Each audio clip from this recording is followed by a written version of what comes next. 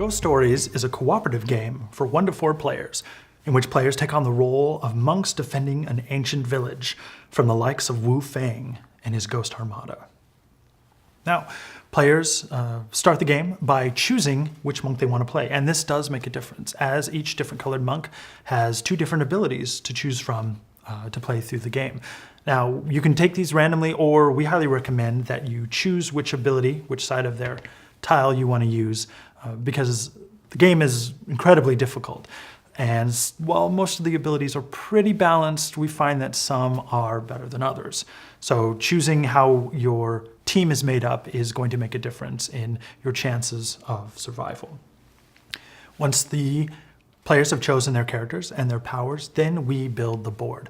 Now, the board is one of the great parts of this, the village, the center part, because it's made up of different tiles. And while all the tiles will be used in every game, they'll never be in the same place twice, which really helps with the replay value of this game. It's always going to play a little bit different game to game, just because the village is always going to be a little different game to game. So you've placed your tiles, you've built your village, you've chosen your characters. Now it's time to build the deck. Now, as I mentioned before, Wu Feng is the big baddie in this game, and he has a number of forms in which to torture and kill you. So you're going to want to shuffle this deck and choose one at random, and it'll be placed 10 cards from the bottom of the ghost deck, which was also previously shuffled. We're just going to estimate. The object of the game is to get down through the deck, summon up Wu Feng, defeat him, send him back to the netherworld before the end of the deck. So you will basically have 10 turns by the time he shows up in order to defeat him. This is sometimes plenty of time. This is sometimes not nearly enough time. It'll vary from game to game. So now your game board is set up to play. So we'll just kind of run through some sample turns and talk a little bit about the different monks and kind of what you got going. So to start, each monk is going to have a number of tokens. You'll have 4 chi, which is essentially your life.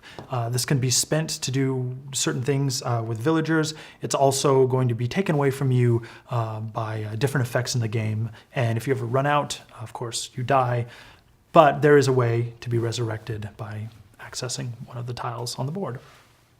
Next, you have these colored tokens here. Now, each player starts with a token of their monk's color, so I've got a green one here, and then everyone starts with a black one.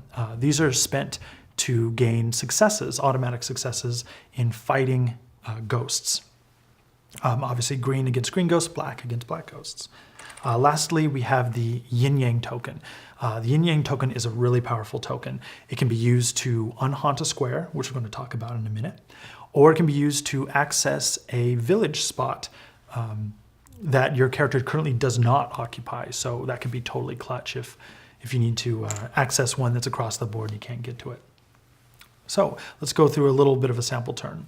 So I'm going to start by drawing the first card off the ghost deck. It is a green ghost. Now this is going to go on the green board anywhere in a free open space. It just so happens I'm the green player, but if it was another color, it would go over on their board. So I'm going to place it here in the corner. Now I get to move and do an action. Actions can be anything from fighting a ghost to accessing whichever tile your character is on, asking that villager for help and getting assistance. Maybe you're resurrecting a character, maybe you're trying to gain more bonus tokens. You can spend life to kill ghosts. All kinds of number of things, moving things around, moving players, moving ghosts. Very helpful. So for this one, I'm going to move over here next to this ghost, and I'm going to attempt to eliminate him. In order to fight a ghost, you must roll 3 of these white die. They have a number of different colored symbols or circles on them, and you're trying to get a number of matching circles to the number of circles here in the top corner. That's the ghost's life. For this example, we only need 1 green to come up, so we'll roll and attempt to get that. For the green player, one of his special abilities is he gets this additional gray dice to add, so he rolls 4, making the green player better than average at fighting off ghosts, so make an attempt to fight him. Ghosts have a number of abilities. Some are when they come into play, some are whenever that player's turn comes up, and some are good or bad when you defeat them. So we'll draw a couple other ghosts just for examples. Well, this ghost, his comes into playability is he draws another ghost. So that would have happened anyway. It's a blue ghost, so we're going to place it down here on the blue tile. And we're going to place it in the corner. That's a good strategic move because as a monk in the corner, you can fight one or both of these at the same time. So with my roll, if I got a green and a blue circle, I would possibly be able to kill both of these in the same turn, which can be really huge when you start getting overwhelmed.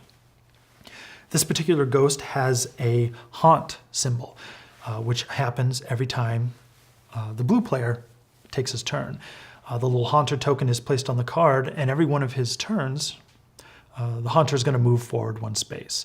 If the haunter ever reaches the last space, he resets back to the card, only to begin again, and the first tile that he touches is flipped. It is now considered a haunted space.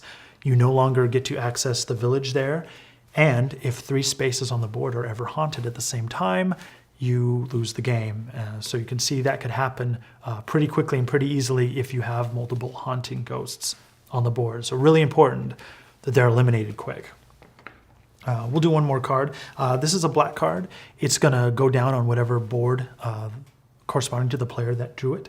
And it has a whole bunch of abilities. It has a comes into play ability. It has a haunt ability that'll happen on that player's turn. And then it also has a, when you defeat this, good things or bad things might happen depending on the symbol here.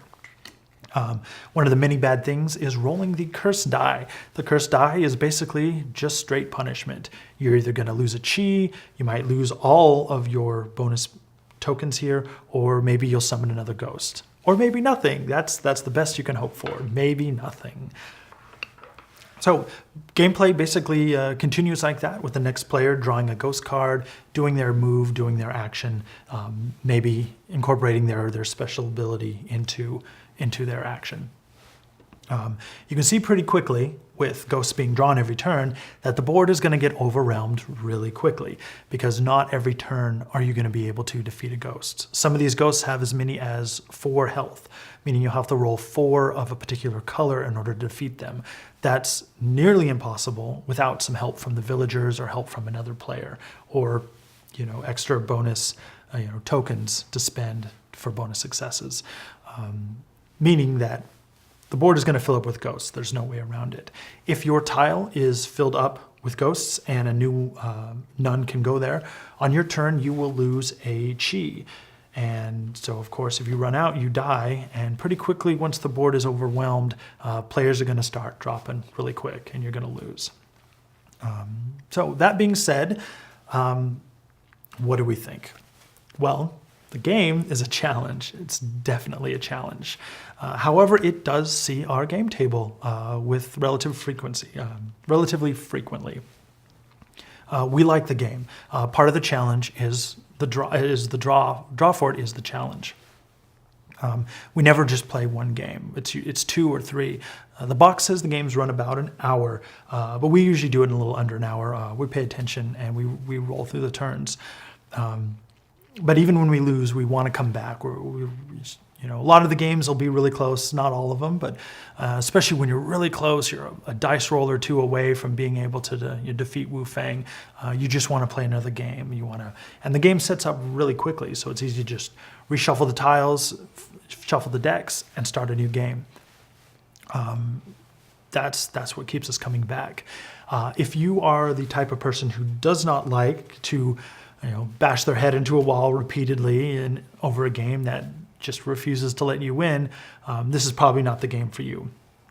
A lot of the challenge comes from the randomness in the deck and the dice. Some games, man, the dice are on fire. You're killing ghosts right or left, karate chops, flying circle kicks. You're just knocking ghosts right and left.